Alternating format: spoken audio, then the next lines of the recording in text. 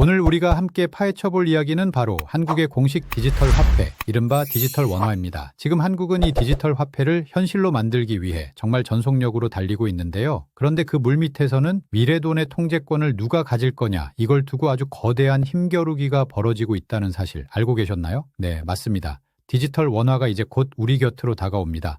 근데 이게 단순히 새로운 결제 수단 하나 더 생기는 그런 차원의 얘기가 아니에요. 이건 대한민국 금융 시스템의 판 자체를 완전히 뒤흔들 수 있는 그야말로 거대한 변화거든요. 그리고 이 변화의 주도권을 누가 줄 것인지를 두고 이미 보이지 않는 전쟁이 시작된 겁니다. 이게 왜 먼 미래 얘기가 아니냐면요. 바로 이겁니다.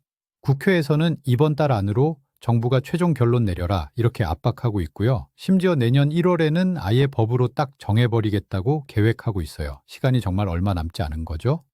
자, 그럼 이 복잡한 논쟁을 제대로 이해하려면 먼저 가장 기본이 되는 개념부터 알아야겠죠. 바로 이 스테이블 코인이라는 건데요. 이게 도대체 뭘까요? 스테이블 코인? 아주 간단하게 말해서 가치가 안정적인 디지털 화폐라고 생각하시면 돼요. 예를 들어 1 디지털 원화가 항상 실제 돈 1원의 가치를 갖도록 설계된 거죠. 이게 뭐랑 비슷하냐면요. 우리가 은행에 1원을 맡기면 그 증표로 1원짜리 디지털 상품권을 받는 것과 똑같은 원리입니다. 참 쉽죠? 이 표를 보시면 차이가 확 느껴지실 텐데요. 우리가 흔히 아는 비트코인은 가격이 하루에도 수십 %씩 롤러코스터를 타잖아요. 하지만 원화 스테이블 코인은 실제 원화의 가치가 딱 고정되어 있어서 아주 안정적입니다. 그러니까 이건 투자를 하라고 만든 게 아니고요. 오늘 당장 점심값을 계산하는 것처럼 일상적인 결제나 거래에 쓰려고 만드는 겁니다. 이제 이 거대한 논쟁의 한가운데 서 있는 두 주인공을 만나보겠습니다.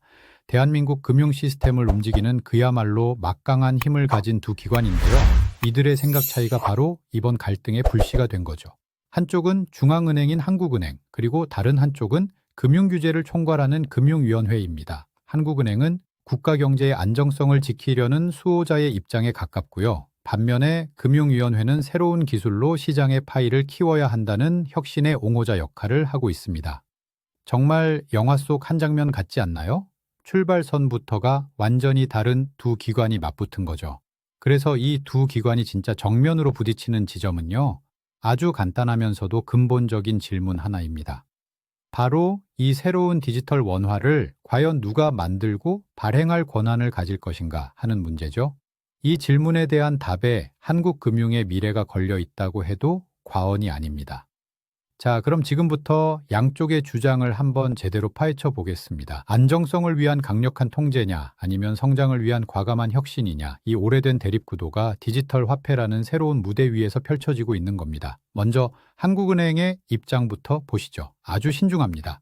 디지털 원화 발행은 반드시 기존 은행들이 절반 이상의 지분을 가진 은행 중심의 연합체만 할 수 있어야 한다는 거예요. 한마디로 말해서 검증된 선수들에게만 이 중요한 역할을 맡겨야 한다는 거죠. 왜냐하면 만약 기술기업 같은 비은행 기관이 마음대로 화폐를 찍어내기 시작하면 국가의 통화 정책이 흔들리고 외환 관리까지 복잡해질 수 있다고 걱정하는 겁니다. 이창용 총재의 이 한마디가 한국은행의 우려를 정확하게 보여주죠. 통화 정책이라는 말이 좀 어렵게 들릴 수 있는데요. 쉽게 말해서 기준금리를 올리거나 내리면서 나라 경제 전체의 온도를 조절하는 중앙은행의 가장 강력한 무기거든요. 근데 이 무기가 무뎌질 수 있다니 이건 정말 심각한 걱정인 셈입니다. 반면에 금융위원회와 기술업계의 생각은 180도 다릅니다. 혁신의 문턱을 이렇게 높여서는 안 된다는 거죠. 보세요. 이미 세계 시장을 휩쓸고 있는 미국의 USDT나 USDC 같은 스테이블 코인들도 전부 은행이 아닌 민간 기업이 만든 겁니다. 진짜 글로벌 경쟁에서 이기려면 우리에게 가장 익숙한 카카오나 네이버 같은 플랫폼 강자들이 자유롭게 뛸 수 있는 운동장을 만들어줘야 한다는 주장이에요.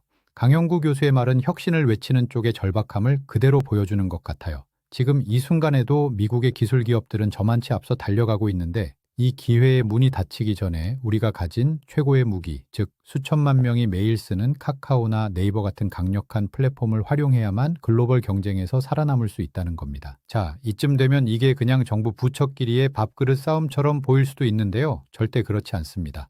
사실 여기에는 대한민국의 경제와 미래, 그리고 바로 우리들의 일상이 걸려 있거든요. 도대체 무엇이 걸려 있는 걸까요? 이 논쟁의 결과는 디지털 자산 혁신법이라는 실제 법으로 만들어지게 됩니다.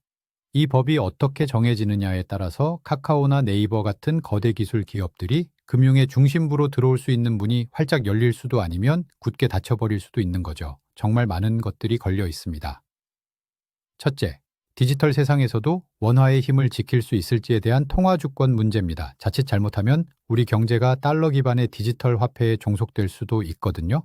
둘째, 이미 저만치 앞서가는 미국과의 글로벌 경쟁력이고요. 그리고 마지막으로 어쩌면 우리가 카카오페이로 해외 직구를 훨씬 더 싸고 편하게 할 수 있을지 없을지 같은 우리 생활을 바꿀 기술 기업들의 잠재력을 터뜨릴 수 있느냐에 대한 중대한 결정이기도 합니다. 그리고 이 모든 결정의 순간이 정말 코앞으로 다가왔습니다. 이 타임라인을 한번 보세요. 이미 논의는 시작됐고 올해 연말까지 두 기관이 합의안을 내놓아야 합니다. 그리고 내년 초에는 법으로 만드는 게 목표라고 하죠. 그야말로 숨 돌릴 틈도 없이 빠르게 진행되고 있습니다.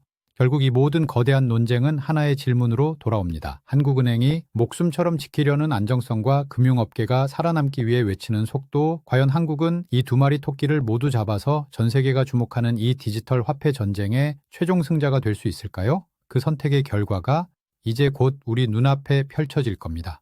여러분은 어떤 미래를 그리고 계신가요?